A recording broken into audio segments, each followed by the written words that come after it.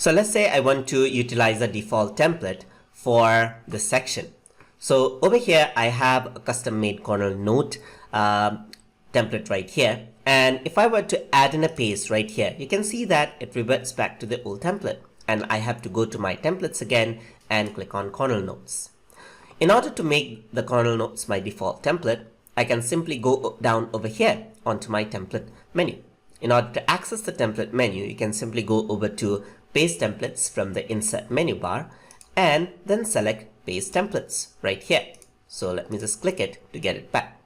And over here on the default template section, you can simply go over it at the bottom and select the template that you want to make it default for that section. So I'm simply going to select corner notes right here.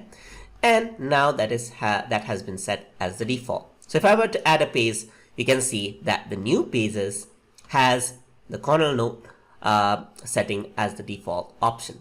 You can also go over here and now you can see that there's no default template. So that is just for the section. And if you want to set another template as default for this section, you can simply do so. Select the option that you want to add in. For example, let's say for this one, I want to add in index card as the default template, or maybe I want to add in something that is quite decorative. So let's say decorative blue style. So if I were to add a page, you can see that now that has been applied in all of the new templates.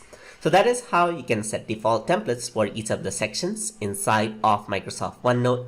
Hope you guys learned something as always. And as always, please like, comment, share, and subscribe.